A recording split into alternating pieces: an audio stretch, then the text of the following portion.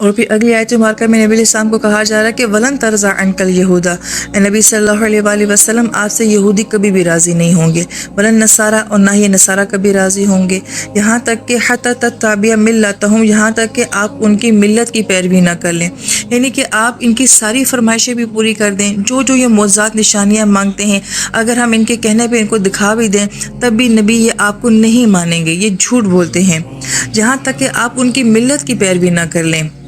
یہاں پہ ملت اور دین کو جو ہے وہ سمجھنا ضروری ہے۔ دین لفظ جو ہے یہ دین سے ہے، اور دین جو ہے وہ قرض کو کہا جاتا ہے، لین دین کو کہا جاتا ہے، بدلے کو کہا جاتا ہے، اور دین کا کیا مطلب ہے کہ جو کچھ آج ہم دنیا میں کر رہے ہیں اس کا بدلہ ہمیں آخرت میں ملے گا۔ ہم سورہ فاتحہ میں کہتے ہیں مالک یوم الدین، کہ اللہ تعالیٰ جو ہیں وہ دین کے مالک ہیں، یعنی کہ جس دن ہر انسان کو اس کے عمل کا بدلہ ملے گا اللہ تعالیٰ اس دن کے مالک ہیں۔ دین میں جو ہے وہ حقوق، ذمہ داریاں، فرائض، واجبات سب آ جاتے ہیں، اس کو دین کہا جاتا ہے۔ مگر جو ملت ہوتا ہے اس میں حقوق، ذمہ داریاں، واجبات یہ سب نہیں ہوتے، فرائض وغیرہ نہیں ہوتے، مگر اس میں ایک جذباتی تعلق ہوتا ہے، اس کو ملت کہا جاتا ہے۔ یہ قرآن پاک میں ہم ابراہیم علیہ السلام کے ساتھ دیکھتے ہیں ملت ابراہیم، کہ ہمارا ابراہیم علیہ السلام کے ساتھ جو ہے وہ ایک جذباتی تعلق ہے۔ ہم جو حج کرتے ہیں، جس گھر کا کرتے ہیں، کس نے بنایا؟ ابراہیم علیہ السلام نے۔ قربانی جو کرتے ہیں، کون اپنے بیٹے کو ذبح کر رہا تھا؟ ابراہیم علیہ السلام۔ اس امت کا خاص طور پہ ابراہیم علیہ السلام کے ساتھ ایک بڑا گہرا جذباتی تعلق ہے۔ تو یہ فرق ہوتا ہے دین کا اور ملت کا۔ پھر اللہ تعالیٰ فرماتے ہیں کل، اے نبی صلی اللہ علیہ وآلہ وسلم فرما دیجئے ان ھدی اللہ ھو الھدی، کہ ہدایت وہی ہے جو اللہ تعالیٰ کی طرف سے ہدایت آتی ہے۔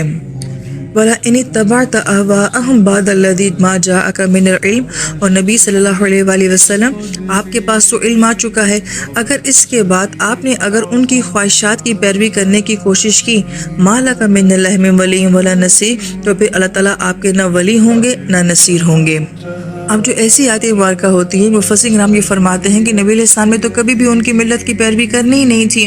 مگر نبی علیہ السلام کو مخاطب کر کے یہ بات امت کو بتائی جا رہی ہے کہ اگر اللہ تعالیٰ اپنے نبی سے یہ فرما رہے ہیں کہ نبی اگر آپ نے پیروی کی تو پھر میری مدد اور نصرت آپ کے لیے نہیں ہوگی، تو دراصل میں یہ امت کو بات سمجھائی جا رہی ہوتی ہے کہ ہم نے کسی طور پہ بھی ان کے دین کو فالو نہیں کرنا، ان کی رسومات کو، ان کے طور طریقوں کو ہم نے فالو نہیں کرنا۔ اور پھر یہاں پہ اللہ تعالیٰ نے دو چیزوں کی نفی کی ہے، ولی اور نصیر۔ اس کی سمپل وے میں سمجھانا کہ ولی کہتے ہیں کہ ایسا تعلق اللہ تعالیٰ کے ساتھ جو محبت، یاری اور دوستی کا ہوتا ہے، اور یہ آپ کے دل کا تعلق ہوتا ہے، جبکہ نصیر کا معاملہ ہوتا ہے کہ ظاہری نصرت، ظاہری ماحول، حالات سے جو مدد آتی ہے اس کو نصرت کہا جاتا ہے۔ تو اللہ تعالیٰ یہ فرماتے ہیں کہ پھر دل کے تعلق بھی ختم ہو جائیں گے، اور دنیا میں جو مدد اور نصرت اللہ تعالیٰ کی آتی ہے وہ بھی ختم ہو جائے گی۔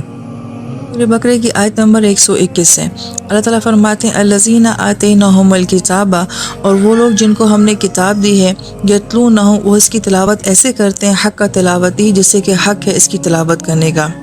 اب یہاں پہ یتلونہ کا لفظ جو ہے یہ تلا یتلو سے ہے، اور اس کا لفظی مطلب ہوتا ہے اتباع کرنا، فالو کرنا، اور اسی سے لفظ تلاوت بھی نکلا ہے۔ تو ہم جب قرآن پاک پڑھتے ہیں تو ہم ایک لفظ کے بعد دوسرا لفظ پڑھتے ہیں، ایک لائن کے بعد دوسری لائن پڑھتے ہیں، ایک آیت کے بعد دوسری آیت پڑھتے ہیں، تو گویا کہ ہم قرآن کے الفاظ کو کیا کر رہے ہوتے ہیں؟ فالو کر رہے ہوتے ہیں۔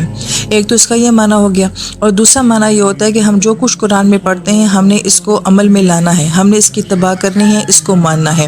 اس لیے قرآن پاک کے پڑھنے کو جو ہے وہ تلاوت کہا جاتا ہے۔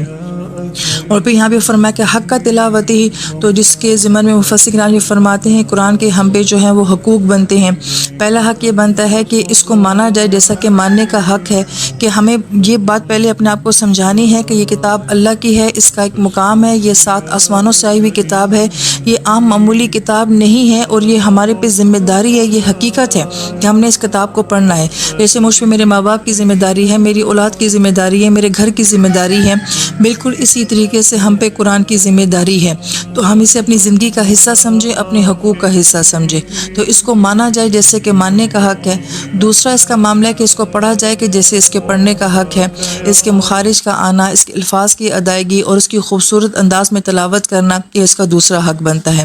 تیسرا حق اس کا یہ بنتا ہے کہ اس کے ترجمے کو سمجھا جائے جیسا کہ سمجھنے کا حق ہے، کم سے کم ہمیں پتہ تو ہو کہ اللہ تعالیٰ قرآن پاک میں کیا بیان فرما رہے ہیں۔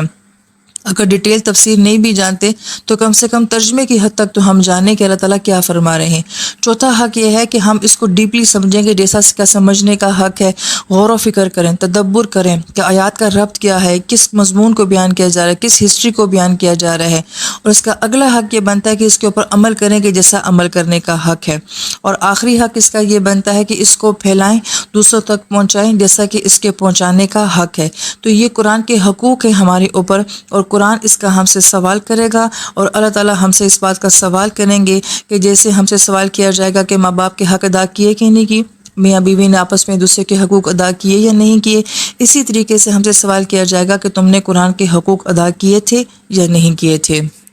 تو جو لوگ قرآن پاک کی تلاوت کرتے ہیں جیسا کہ حق ہے تلاوت کرنے کا، اولئک یؤمنون بہ، تو یہی وہ لوگ ہیں جو کہ ایمان والے ہیں۔ اس کا مطلب یہ ہے کہ جس کے پاس ایمان ہوگا وہی قرآن کو پڑھے گا اور سمجھے گا، لہٰذا جو قرآن کو نہیں پڑھتا اور نہیں جاننے کی کوشش کرتا اس کا ایمان نہیں ہوتا، وہ بے شک اپنے آپ کو مومن کہے، مگر آیت کیا کہہ رہی ہے کہ ایمان والا ہی اس کتاب کو پکڑے گا اور اس کو سمجھنے کی کوشش کرے گا۔ وَمَن يَكْفُرْ بِهِ، اور جو کوئی اس کا انکار کرے گا، چاہے وہ اس کے 5 حقوق سے انکار کرے یا پھر اس کی حقیقت سے انکار کرے یا عمل کرنے سے انکار کرے، فَأُولَئِكَ هُمُ الْخَاسِرُونَ، تو یہ وہ لوگ ہیں جو کہ خسارے والے ہیں۔ اب خاسرون کا لفظ الف لام کے ساتھ آ رہا ہے، اس نے اس کو معرفہ کر دیا ہے، اور یہ اسم کی صورت میں بیان ہو رہا ہے، اور اسم میں ہمیشگی پائی جاتی ہے، اور خسارہ کہا جاتا ہے ایسے نقصان کو جس کی کبھی کوئی تلافی ممکن ہی نہ ہو سکے دونوں جہانوں میں۔ تو گویا کہ جس نے اس کتاب کے ساتھ اپنا تعلق توڑا وہ ایک ایسے خسارے میں چلا جاتا ہے کہ دنیا کی کوئی چیز اس کی تلافی نہیں کر سکتی ہے۔